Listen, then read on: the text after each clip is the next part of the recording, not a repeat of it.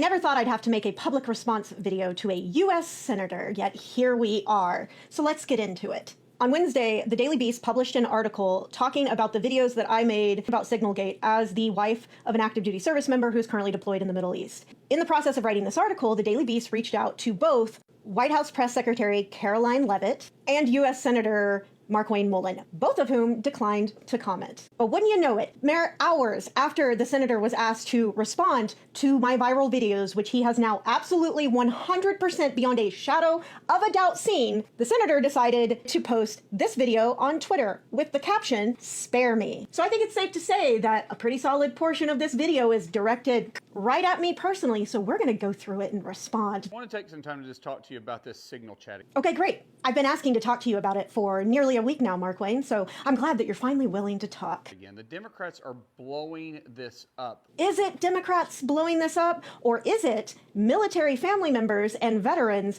rightfully wanting to have a conversation about the fact that multiple high-level members of our president's cabinet violated the Espionage Act and put the lives of service members at risk? Out of something to make a story. It's not a story, Markwayne. It's our loved ones' lives. Even Chuck Schumer was on the floor today just lying out his teeth over his little bitty glasses, and I don't mean to make fun of him. I absolutely do mean to make fun of you and your cowboy cosplay act that you put on when I remind everyone of the Southern saying, all hat and no cattle. But it just aggravates me when I have to sit here and listen to the left just spew lies. The only lies were the lies that Pete Hegseth and Tulsi Gabbard told in a congressional hearing, Markwayne. They're calling for his resignation. Yeah, of course we're demanding his resignation. This is not about partisan politics, Markwayne. This is about service members' lives. This is about the lives of the people in the countries where they are stationed as well. This is about human lives. Other humans are real people, Markwayne. Other people are not just your partisan talking points, Markwayne. Do you remember when the Secretary of Defense underneath Biden, named Secretary Austin, left town for surgery? Didn't even tell anybody? Jesus, man, this is how I know you are fucking floundering. This is the best distraction that you could come up with? Oh my God. In case you aren't aware of what Markwayne Mullins is talking about here, he's referring to back in January of 2024 when then Secretary of Defense Lloyd Austin was hospitalized for a few days following complications of a bladder surgery that he had had about a month prior. There was never any gap in authority. It had zero impact on literally anyone, did not put the safety of any service member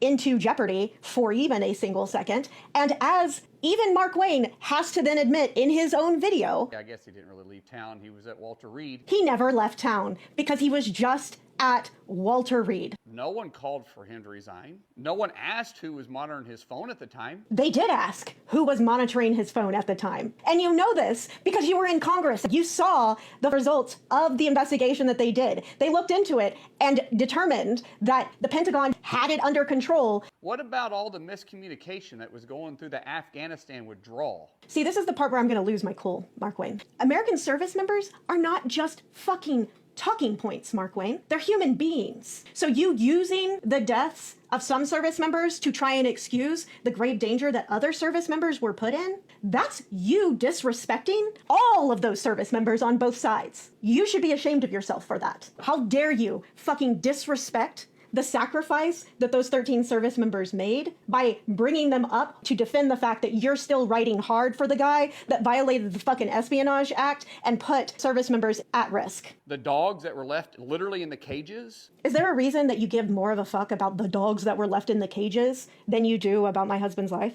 Because that's very sad about the dogs. But why do you care more about those dogs than you do about the service members who are currently deployed right now? Specifically targeting the Houthis, that's a terrorist organization that the Biden administration ignored. You're lying again, Markwayne. And see, I know for sure that you're lying about this because I happen to know multiple service members who deployed to Saudi Arabia and the border of Yemen as a part of Operation Prosperity Guardian, which the Biden administration launched in December of 2023 with a coalition of 10 countries, specifically in relation to Houthi activity in the Red Sea. And again, I know that you're lying. When you lie about that, you are also lying about those active duty service members sacrifices for our country. How dare you, Mark Wayne? Seriously, how dare you? Again, these service members are human beings. They are not your talking points. And I understand that you have no way of understanding their sacrifice or their family's sacrifice because it's a sacrifice that you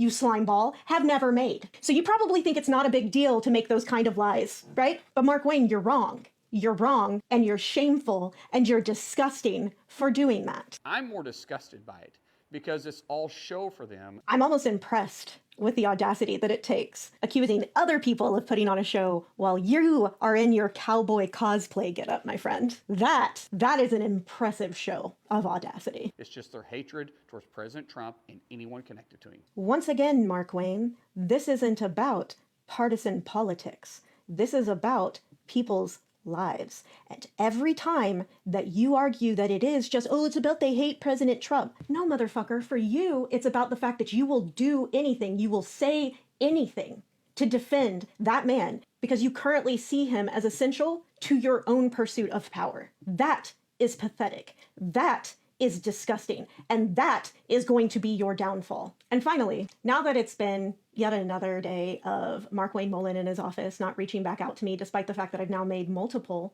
viral videos, and they have been contacted by multiple national news outlets specifically asking them about my videos, I just have a suggestion for Mark Wayne. If you think that you're going to be able to ignore me forever, perhaps you should stop by your colleague, Senator James Lankford's office, the other U.S. Senator from the state of Oklahoma, and ask him how it went for him when he tried to ignore me. Oh, and tell him I said thanks so much once again for both the one-on-one phone call and the in-person meeting that I successfully pressured him into back in the day. See you soon, Mark Wayne.